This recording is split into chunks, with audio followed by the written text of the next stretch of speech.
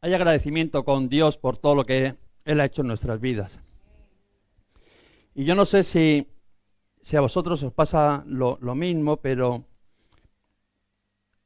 antes de empezar el culto hablaba con Inés y me decía, ¿no?, del nombre de la iglesia, Restaurados para Restaurar. Había habido un cambio en nuestras vidas. Y es verdad que las viejas cosas, por lo menos para nosotros, pasaron, ¿no? Pablo les habla allí a los corintios, que dice que de modo que si alguno está en Cristo Jesús, si alguno ha entregado su vida al Señor, a Cristo, dice, nueva criatura es. Las cosas viejas del pasado pasaron y ahora son hechas todas nuevas. Y es verdad que en nuestras vidas como cristianos, como el nombre de la iglesia, Restaurados para Restaurar, tiene que haber unos nuevos comienzos. Yo no puedo caminar, no puedo vivir como vivía o caminaba. De primeras porque no me fue bien. Porque era una etapa de mi vida que estaba deseoso, necesitaba salir de ella y lo conseguí. Y entonces volver a la esclavitud, pues como que no tenía mucho sentido. Y yo con muchos de vosotros que hablo, pues al final un poco hay ese mismo pensamiento, ¿no? De decir, es una etapa que yo ya he dejado atrás. O estoy en ese proceso de cambiar mi vida, de dejar las viejas cosas y empezar otras nuevas en el Señor.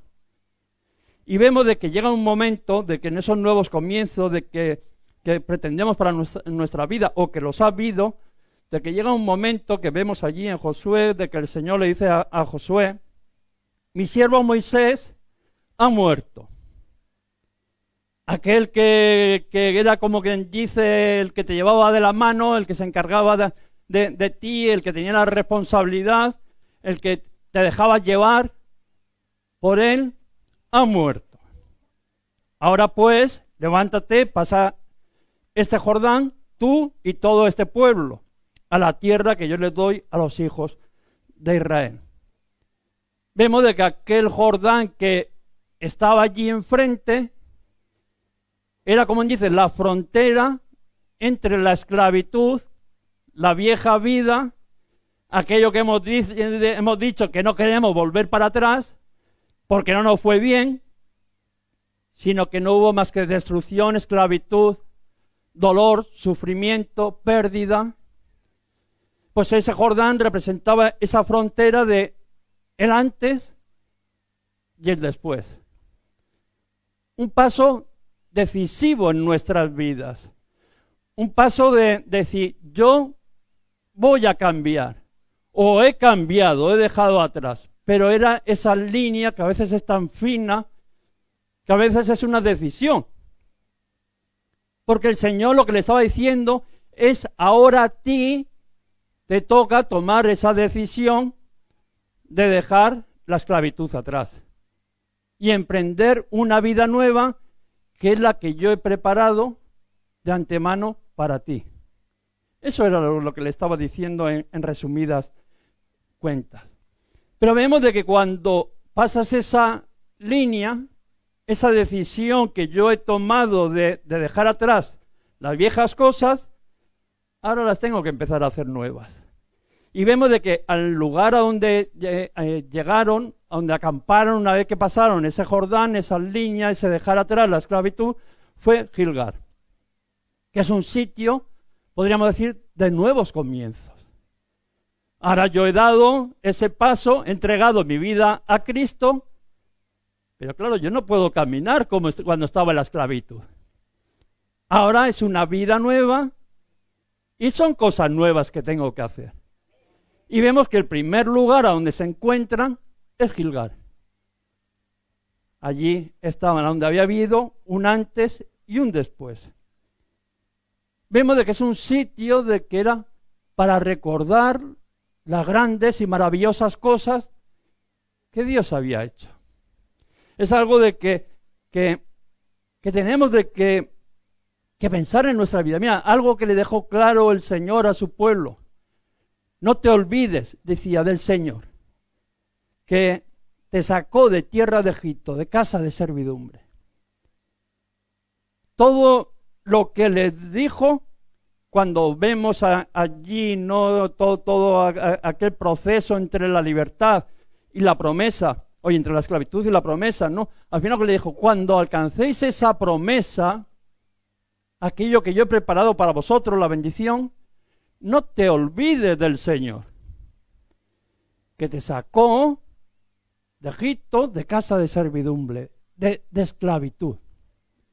Ese es el recordatorio que le dio. No te vayas detrás de los otros dioses, no, por eso le decía, no te cases con las mujeres de aquel lugar porque te harán ir a otros dioses, no porque las mujeres serían malas, ni buenas, ni nada, sino porque la consecuencia de dejarte llevar por esa vida nueva, lo que te vas a encontrar allí, te podía apartar del Señor. Entonces cuando pasan esa frontera de la esclavitud a la libertad, en primer lugar el Gilgal, y le dice, te tienes que acordar, lo primero que tienes que hacer en esa vida nueva, es acordarte de las grandes y maravillosas cosas que Dios ha hecho en tu vida. Dios ha hecho con su pueblo. Es tremendo, porque vemos que tenemos que empezar una vida nueva, pero dice, pero tienes que recordar que nunca se te olvide aquello que Dios ha hecho en tu vida.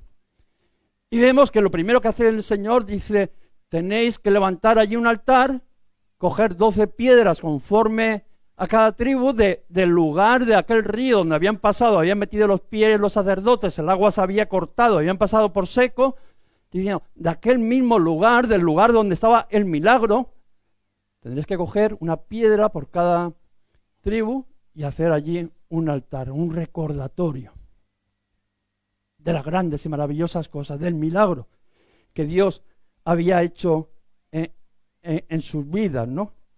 Que al final, nosotros cuando Pedro dice, no somos linaje escogido, real sacerdocio, nación santa, pueblo adquirido por Dios, ¿para qué? Para anunciar las virtudes de aquel que nos llamó de tinieblas a su luz admirable. Era un recordatorio de decir, cuando estéis en esa libertad, en esa vida nueva, tenéis de que recordar aquello de que Dios ha hecho en vuestras vidas. Aquellas virtudes de que Dios había tenido con su pueblo. De cómo había abierto no solamente aquel río, el Jordán, sino cómo Dios había abierto el Mar Rojo, cómo Dios los había guardado en el desierto y por último cómo Dios había abierto ese Jordán. Y fijaros lo que le está diciendo, para que todos los pueblos de la tierra, o sea, para cuando pregunten y cuando digan tus hijos, ¿y estas piedras qué significan esto? Digan, no, esto fue lo que Dios hizo con nosotros. Un recordatorio. Y no solamente para nosotros, sino dice, para que todos los pueblos de la tierra conozcan que la mano del Señor es poderosa. Cuando verían aquel altar, todo el mundo llevaría la mente de la mano del Señor es poderosa. Cómo lo sacó, dice, con mano fuerte de Egipto, cómo lo guardó en el desierto y cómo cualquier inconveniente que venía, por muy imposible que era, Dios abría las aguas y hacía pasar en seco a su pueblo. ¿Qué es lo que ha ocurrido? Y podríamos dar testimonio cada uno de nosotros. No solamente para que teman todos, sino también nuestros enemigos temen. De escuchar lo que Dios ha hecho en nuestras vidas. Aquellos que en aquella nueva vida, en aquel Canaán, había, dice, hombres, había fortalezas, además dice que eran grandes, que eran fuertes, que físicamente, humanamente, mucho más poderosos que ellos. Pero dice que aquellos enemigos también temieron a Dios. Dice que desfalleció el corazón de nuestros enemigos. Qué importante es. Mira, cuando dice de cuando mandaron allí aquellos dos espías a Jericó y al final los acogió allí la ramera, se enteraron las autoridades de Jericó que estaban allí, fueron a casa de ella y ella dice que los escondió. puso en riesgo su propia vida, porque se les pillan que estaban allí los enemigos, los espías, le iban a matar. Puso su propia vida en riesgo, y fijaros lo que dice, porque tenía la certeza, ella, de que aquel territorio al final iba a ser conquistado por el pueblo de Dios. Dice, sé que el Señor os ha dado esta tierra, porque el temor de vosotros ha caído sobre nosotros. Los enemigos, cuando oyen lo que Dios ha hecho con su pueblo, no pueden hacer otra cosa más que temblar. Tus enemigos, cuando oyen lo que tu Dios está haciendo y ha hecho y sigue haciendo en tu vida, lo único que le queda y lo único posible que puede hacer es temblar. Y eso es lo que pasaba a aquel pueblo. Más fuerte, con muchas más fortalezas, pero al final lo que decía de que el temor de vosotros ha caído sobre nosotros y todos los moradores del país se han desmayado por causa de vosotros. O sea, no solamente había un temor, sino que se habían desmayado, eran, por decirlo, ya incapaces de hacer la guerra al pueblo de Dios porque sabían su fin. Y todo por aquel recordatorio de lo que Dios había hecho. No por las piedras, sino porque habían oído todo lo que había Dios hecho. Habían oído cómo habían destruido a los reyes amorreos al otro lado del Jordán, cómo Dios había abierto el Mar Rojo, cómo Dios los había guardado en el desierto, cómo Dios a cada problema que se le levantaba a su pueblo, Él iba adelante peleando por ellos y les daban la victoria. Y entonces cuando oían todo lo que Dios ha hecho, pues los enemigos temblaban. Lo vimos antes de llegar a la tierra prometida, cuando allí van, ¿no? Dice que llamó a Balaam diciendo, no, que viene este ejército y a este no lo ha parado nadie. Este nos va a arrasar, va a acabar con nosotros. Y eso nos tiene que hacer pensar de que nuestros enemigos tienen claro de que quién es Dios. Tu enemigo, mi enemigo, tiene claro de que mayor es el que está con nosotros que el que está en el mundo. Nuestro enemigo tiene claro el poder y la autoridad de Dios. Nuestro enemigo tiene claro de que al final, por mucho que patalee, por mucho que grite, al final va a ser la muerte y la destrucción de su vida. Que la batalla, el final, es que el Señor vence. ¿Qué es lo que nos habla la palabra de Dios? Podemos estar, no sé, leyendo, hablando, pero por muchas discusiones que tengamos, el final de la Biblia es que Cristo reina. Que no hay enemigo de que vaya a poderle hacer frente. Y todos esos enemigos del pueblo de Dios tenían claro de que su final era de derrota, de muerte, de destrucción. Y no nos hace falta un recordatorio como aquellas piedras que parece que hubo que poner.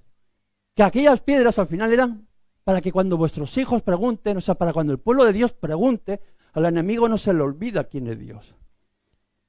Al que se nos suele olvidar algunas veces, por desgracia, es a ti y a mí.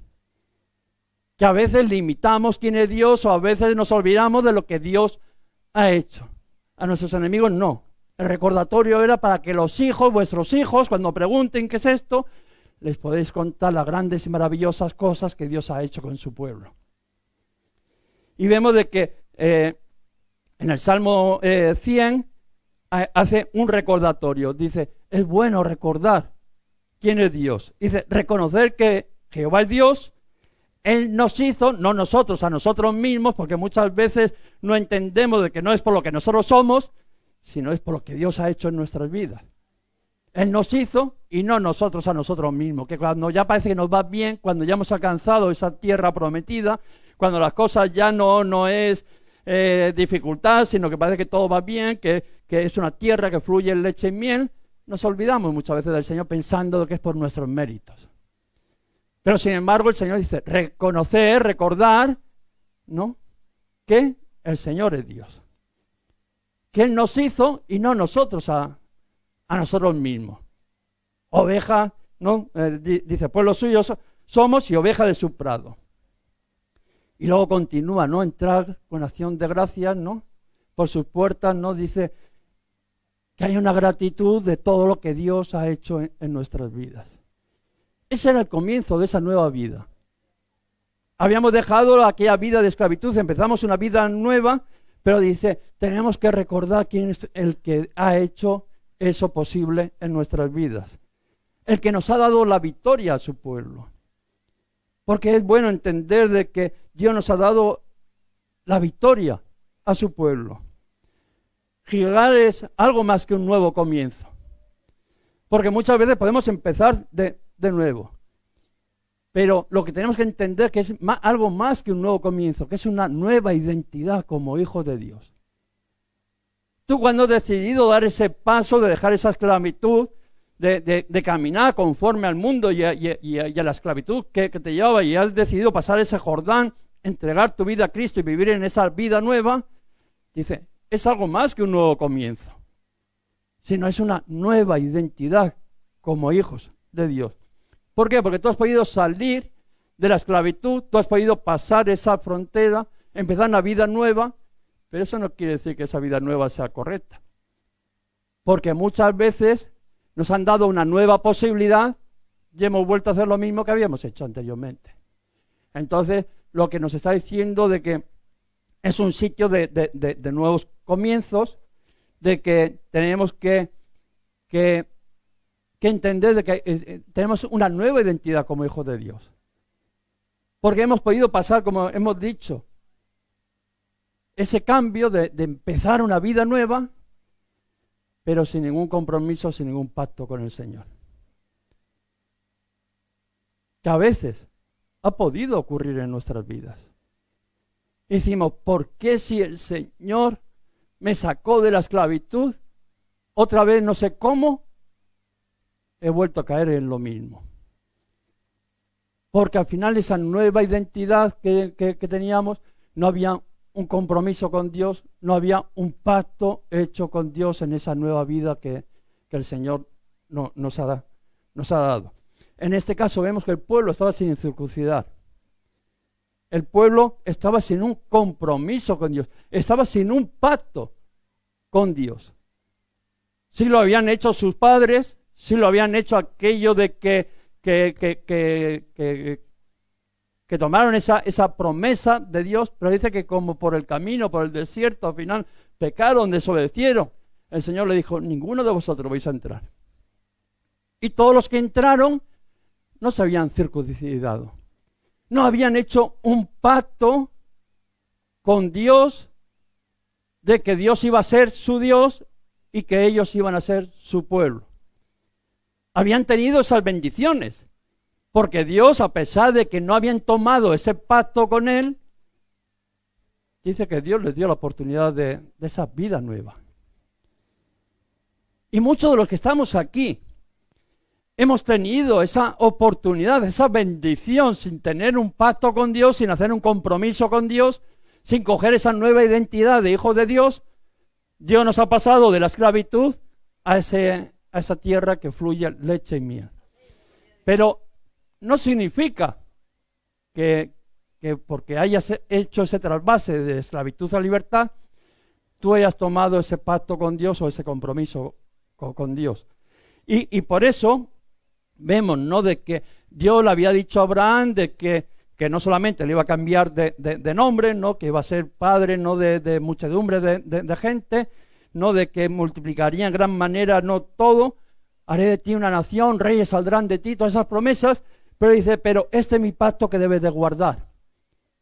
Circuncidarás a cada uno de tu casa. No solo a los hijos, a los esclavos, a los que compran, a todo aquel que se añada, tenía que tomar ese compromiso, ese pacto con el Señor. Todo aquel de que al final entraría en aquellas bendiciones, en aquellas promesas que Dios le había dado a Abraham, por consecuencia tenía que tomar ese pacto con Dios. Yo quiero la bendición de Dios, pero Dios te dice, pero yo quiero que tú seas mi hijo. Y tenemos que hacer ese pacto. Y vemos de que cuando pasaron ese Jordán, cuando pasaron de la esclavitud a esa vida nueva, no se había realizado el pacto. No se habían circuncidado, no habían tomado ese compromiso con Dios. Pero vemos de que el pueblo renueva ese pacto con Dios. Aleluya, qué bueno es. Porque mira, uno puede llegar tarde. Y es verdad, y a veces llegamos tarde ajenos a las consecuencias. No es porque hayamos tomado nosotros las decisiones, porque no sabíamos, porque no hemos tenido la oportunidad. Pero en el momento de que tuvieron la oportunidad de poder hacer ese pacto con Dios, recordando todo lo que Dios había hecho, cómo Dios los había bendecido, cómo Dios los había traspasado de la esclavitud a la bendición, dice, ellos tomaron la decisión de hacer el pacto con Dios, de hacer esa circuncisión en sus vidas. Y qué bueno si nosotros cada vez de que el Señor nos ha dado esa nueva identidad, tomaríamos ese pacto con Dios. No importa las circunstancias porque antes no lo has tomado. Dice que no amamos nosotros a Dios, sino que Dios nos amó primero. Dios nos ha amado y nos ha bendecido a pesar de que no habíamos hecho un pacto, un compromiso con Dios. Pero sin embargo llega un momento de que en esa nueva identidad, en ese nuevo lugar, en esa nueva vida, el Señor dice, tenéis que tomar un pacto, hacer un pacto conmigo. Yo seré vuestro Dios, pero vosotros tenéis que ser mi pueblo. Y vemos de que allí toman y hacen ese pacto, esa circuncisión. Y no estoy hablando de la marca en la carne de la circuncisión, porque Pablo vemos de que les está hablando ya a los romanos, que dice que no es judío el que hace la señal en su carne, sino que el verdadero judío es el que hace la circuncisión en el corazón. Dice, del tal, ¿no? La alabanza no viene de hombres, sino que viene de Dios. No estoy hablando de que ya mi vida ha cambiado, Dios me ha bendecido, he entregado mi vida a Cristo, he pasado ese Jordán y ahora hago una señal física religiosa y me estiro la corbata hasta aquí arriba, bien apretada, para parecer que yo ya he cambiado de vida. O no cojo el lenguaje o la forma o una vida religiosa para decir de que yo ya soy cristiano. No, Pablo lo lleva al corazón, a las intenciones, a lo que verdaderamente tú has hecho con Dios. No es lo que tú le dices al pastor o lo que cuentas, no. Es lo que tú verdaderamente te has comprometido con Dios. En esa vida nueva, tú le has dicho, Señor, tú me has dado una nueva identidad como hijo de Dios y yo hago un pacto contigo de vivir como un hijo de Dios. Y quiero que tú seas mi Padre. Y quiero que seas tú el que sustente, el que dirijas y el que gobierne en mi vida. Pero no estamos hablando de boca. Estamos hablando de lo profundo, del corazón, de lo verdadero. Aleluya, qué bueno es esa intimidad con Dios, ¿eh? Ahí tú y el Señor, y Él dice que conoce todas las intenciones del corazón. Y espero que sean unas intenciones agradecidas, dispuestas a ponernos a las manos del Señor. Vemos que en este caso el pueblo de Dios estaba en esa tónica de querer hacer la voluntad de Dios. Y yo cuando lo estaba preparando la predicación, digo, qué bueno que habría también en nosotros ese deseo, ese querer recordar lo que Dios ha hecho, de dónde nos sacó, la nueva identidad que nos ha dado, y como agradecimiento decirle, Señor, yo quiero ponerme en tus manos. Yo quiero ponerme en tus manos. Y no estoy hablando de que lo que piensen los demás o de que lo que parezca, sino verdaderamente yo quiero vivir delante de ti, conforme a tu voluntad. Y vemos de que esa circuncisión fue algo más que una declaración. Porque muchas veces lo que digo, hacemos una señal, una forma en nuestras vidas, una manera de vivir que se ve con los ojos.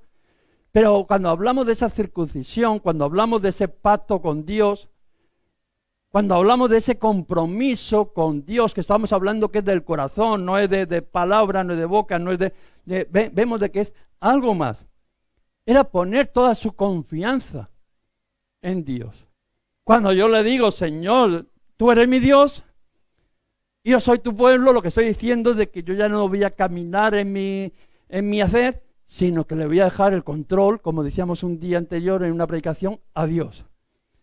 No, no importa lo que pase, no venga el problema que venga, no voy a tomar yo la rienda de mi vida, sino que esa rienda se la voy a dejar a Dios, porque Él es mi Dios, Él es el que gobierna, el que dirige mi vida.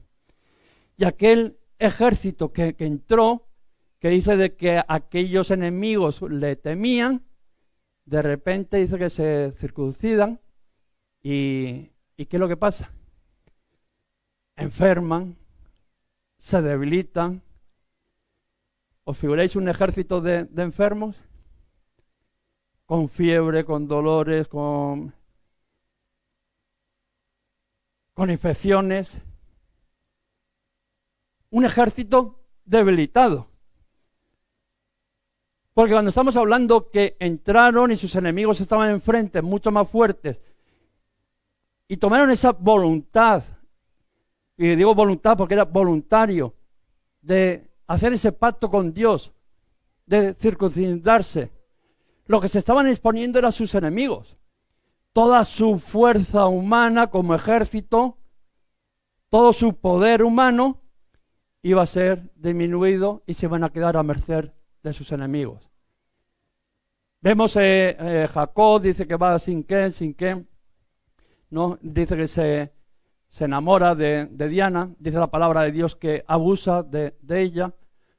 Al final dice que la amaba, habla con su padre, mira, habla con Jacob, a ver cómo lo arreglamos, pero que yo me quiero casar con ella. Y va a Jacob, el rey, y le dice, mira, mi hijo pues se ha enamorado, quiere casarse con ella, le lleva regalos, y Jacob le dice, mira, no nos podemos juntar con alguien que no sea pueblo de Dios. Si tú quieres que mi hija y tu hijo se casen, se tiene que circuncidar todo tu pueblo. Dice que era tal el amor que tenía Sinquén por Diana de que está bien, nos vamos a circuncidar. Y en esto que se circuncidaron, claro, pues pasó eso. Les vino fiebre, les vino infecciones. Todos los hombres de aquella ciudad al final se quedaron indefensos. Dice que Simeón y Leví, un poco queriendo vengar aquel abuso que había habido contra su hermana, fueron de noche y mataron a todos. Y luego Jacob, claro, alarmado, ¿no? Diciendo, yo he dado mi palabra, habéis roto mi palabra, ¿qué pensaron los demás? Se tuvieron que salir corriendo. Pero bueno, solamente que Jacob era un hombre de Dios y dijo, quitar todos vuestros dioses y vamos a buscar al Señor que tendrá misericordia de nuestras vidas.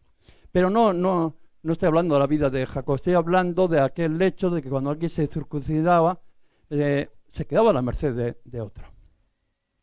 Aquel pueblo que había entrado a conquistar una tierra, que hay unos enemigos fuertes, unas defensas fuertes, de repente aquel ejército que además les temían, resulta que quedaron a merced de todos sus enemigos. Y cuando digo de que el pueblo se circuncidó, lo que estoy diciendo es de que puso toda su confianza en el Señor. El Señor lo único que les pidió, confíen en mí. Confíen en mí.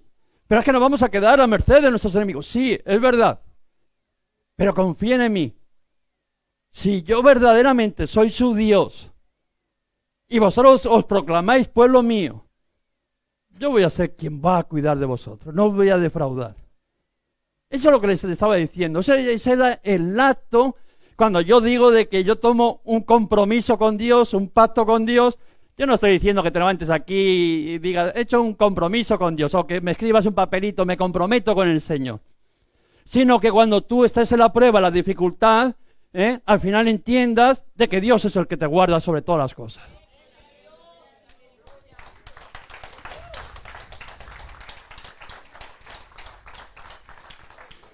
Que no tienes que decir, ay, pero es que me tengo que defender yo. ¿Cómo me voy a poner en manos del Señor? Y si vienen mis enemigos, que muchas veces es lo que hacemos nosotros, ¿no?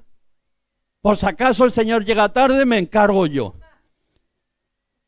Pero eso es porque no hemos entendido ese compromiso, ese pacto de caminar en esa vida nueva por fe. En la dependencia del Señor. Y este pueblo, un pueblo que era el pueblo de Dios, entendió de que ya bastante habían tenido esos 40 años por el desierto dando vueltas, perdiendo el tiempo, como para una vez que habían alcanzado la promesa de Dios, el desperdiciarla. Decíamos, no, tenemos que aprovechar esta oportunidad. Y nosotros como iglesia tenemos que entender que hemos tenido esa oportunidad. Dios ha sido bueno, Dios nos amó, aunque no le amaríamos a Él tanto como Él a nosotros. Nos introdujo en esa tierra, nos ha bendecido, nos ha sacado de la esclavitud, nos ha dado una nueva vida en Cristo Jesús, nos ha dado oportunidades, pero una cosa pide el Señor, dice, tenéis que hacer ese pacto, le decía Dios a Abraham, os tendréis que circuncidar. Y ya os digo, no estamos hablando de señales físicas, estamos hablando del corazón, de hacer un pacto real con el corazón, decirle, Señor, tú eres mi Dios. Pase lo que pase, yo no voy a mirar humanamente a mi alrededor, porque si miro alrededor voy a ver gigantes, voy a ver fortalezas, y seguramente que al final voy a querer hacer en mis fuerzas, sino voy a confiar plenamente en ti, aunque mi vida va a quedar debilitada. Así decía Juan, decía, es necesario que yo mengüe para que Cristo crezca.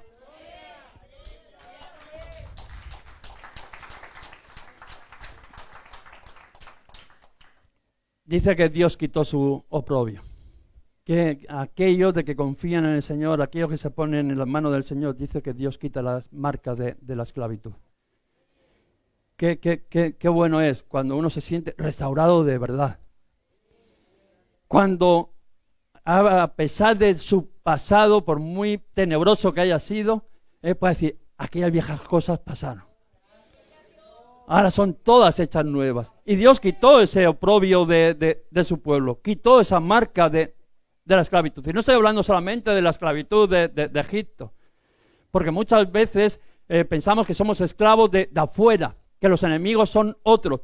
Mira, Pablo les habla a los corintios, dice, pero de cierto, cuando vinimos de Macedonia, ningún reposo hubo en nuestro cuerpo, sino que en todo fuimos atribulados. Decía, de afuera, conflictos. Eso los hay siempre. Uno, el otro se levanta, los enemigos se levantan, ¿no? Y parece que va uno como así. Pero luego decía, de dentro, temores. Los mayores enemigos no los tienes fuera, porque los de fuera los ves y combates contra ellos. El verdadero enemigo que tenemos todo está dentro, en nuestra vida. Los temores. Pero dice que Dios quita todo ese oprobio, lo de fuera y lo de dentro, nos hace caminar en esa nueva identidad como hijos de Dios. Y como consecuencia de eso que había ocurrido en su vida, de esa satisfacción que había en su vida, de esa confianza que había en su vida, dice que celebraron la Pascua. Cogieron y dijeron, ¿cuánto tiempo sin hacer este recordatorio, sin dar esa gratitud a Dios? Y poner nuestra confianza y reconocer y recordar aquello que Dios había hecho. Dice que celebraron de nuevo la Pascua, recordando cómo Dios los había librado de la muerte, allí en aquella plaga de los primogénitos, cómo Dios los había guardado de la muerte a través de aquella sangre de los corderos que había puesto en el tindal de las puertas. Y el ángel del Señor pasaba y miraba y decía, esta casa ha sido cubierta con sangre. Y la otra, esta casa ha sido cubierta con sangre. Y decía, de la misma manera celebraban la Pascua, no solamente recordando lo que Dios había hecho, sino que en esa nueva etapa de que iban a emprender esa vida nueva, el Señor iría cubriendo con aquella sangre de los corderos sus vidas, guardándolos, protegiéndolos. Y nosotros también recordamos lo mismo. Nosotros, igual que aquel pueblo, seguimos recordando que la sangre de Jesucristo, su Hijo, nos limpia de todo pecado. Que la sangre de Jesucristo, igual que aquel pueblo dice que lo libró, es el que nos libra a nosotros. El que ha quitado nuestro oprobio de aquella vida vieja, de aquellas marcas que había dejado el enemigo en nuestras vidas.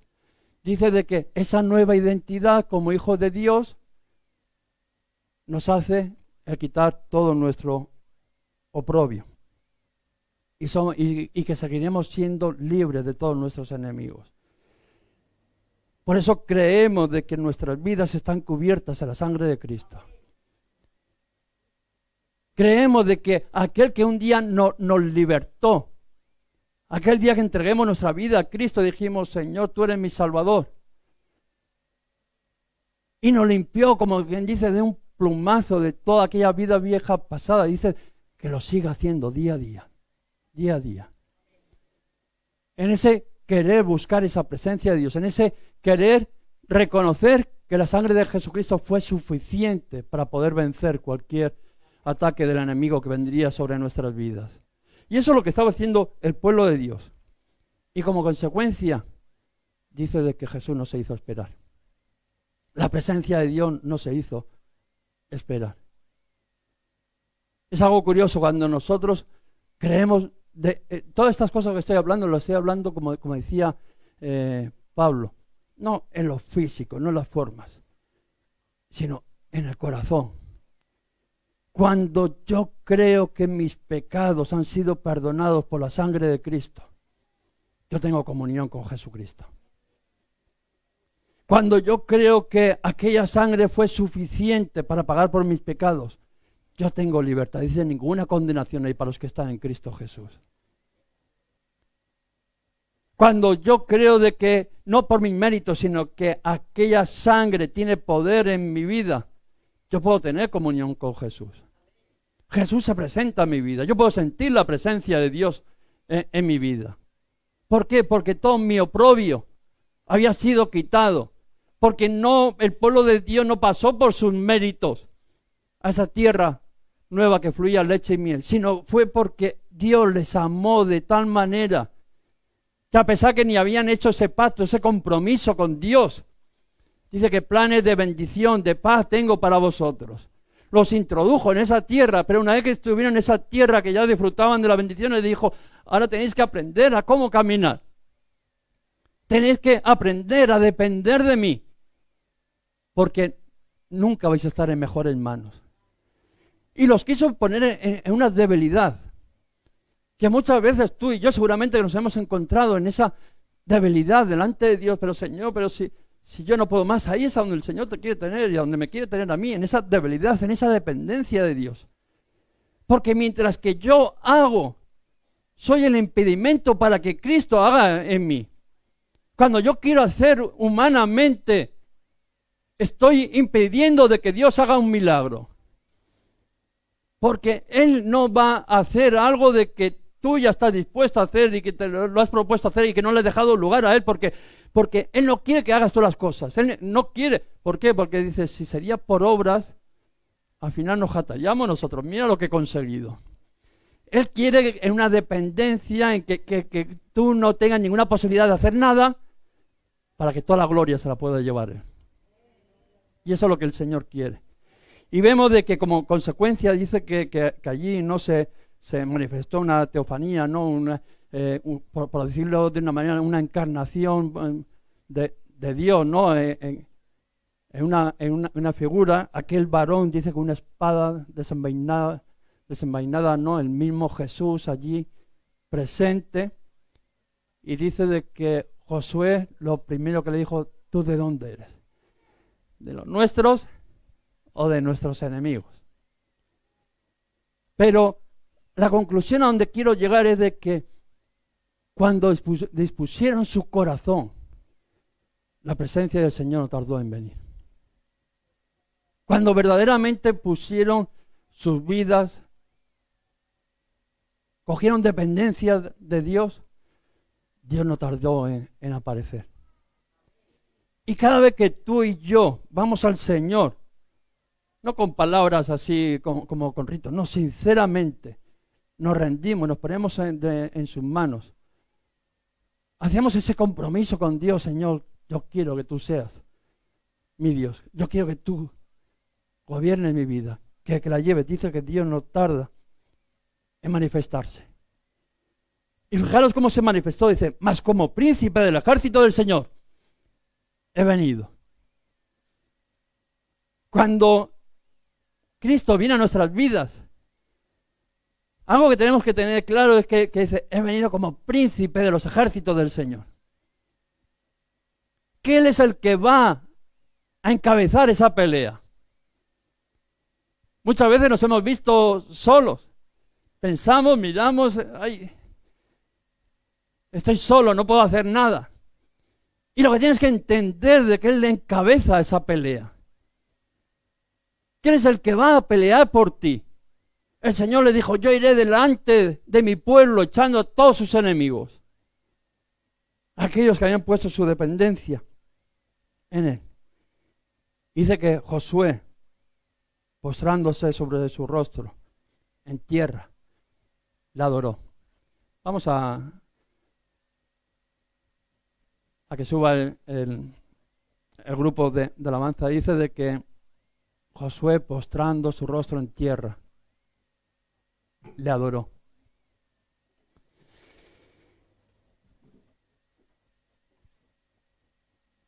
Algo que tenemos que aprender en esa vida nueva que el Señor nos ha introducido. Porque no es algo nuestro, no es algo que nos lo hayamos ganado. No es por méritos propios. Pero sí de que de una manera o de otra al final nos hemos visto en esa nueva oportunidad, en esa vida nueva. Y sabemos de que cuando hay una vida nueva, cuando nosotros cogemos ese compromiso con Dios, con ese pacto con Dios, cuando nos acordamos de todo lo que Dios ha hecho, cuando entendemos de que es un nuevo comienzo, y no estoy hablando de una nueva oportunidad, sino es una nueva identidad como hijos de Dios. Cuando yo hago un pacto con el Señor, cuando me quedo, sí es verdad, en debilidad humana, pero sé el que encabeza la batalla es el mismo Señor. Como príncipe de los ejércitos del Señor yo he venido. Pasar delante. Dice que Josué se postró allí en tierra y la adoró. Y cuando decimos adorar, estamos diciendo lo mismo que cuando hablamos del corazón. No estoy hablando de canciones. Son de ponerle a Dios en ese lugar que a Él le corresponde. Lo siguiente que le dijo, ¿qué tengo que hacer? Yo lo que veo en los hombres de Dios y en las mujeres de Dios cuando tenían un encuentro con el Señor, el mismo Pablo. Señor, ¿qué quieres que haga? Y el Señor fue claro. Dijo, descalza tus pies. Porque este lugar a donde tú estás pisando, santo es. Si tú quieres vivir una vida, esa vida nueva que el Señor te ha regalado, si tú quieres coger esa nueva identidad como hijo de Dios, tendrás que acordarte primeramente de dónde Dios te ha sacado. Tendrás que hacer un pacto con el Señor. Decirle, Señor, dejo el control de mi vida en tus manos.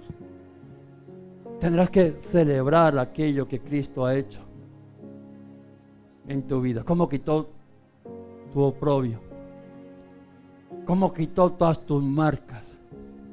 Cómo te dio una nueva identidad como hijo de Dios.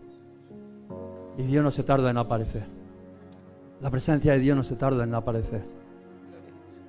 Dice de que allí Josué se tiró al suelo postrado y que adoraba. Que adoraba. Vamos a adorar. De aquellas palabras que le dijo, ¿qué quieres que haga? ¿Qué tengo que hacer? Son las palabras que tendríamos que repetirnos en esta mañana, Señor, ¿y qué tengo que hacer? Y el Señor le dijo, quita tu calzado. Quita todo aquello que arrastra de aquella vieja vida. Aquello de que todavía el polvo del camino, de aquel camino de la esclavitud, aquel camino del desierto. Quita tu calzado. Porque esa tierra, este nuevo lugar a donde estás, Dice, santo es. Háganos llegar tus peticiones de oración al teléfono que hay a continuación. Toda la iglesia nos comprometemos a orar para que el Espíritu Santo te ministre en esas necesidades que estás viviendo. También nos puedes seguir ahí por las redes sociales, Iglesias Restaurados para Restaurar. Los domingos a las 11 de la mañana estaremos con nuestro culto. Que Dios te bendiga.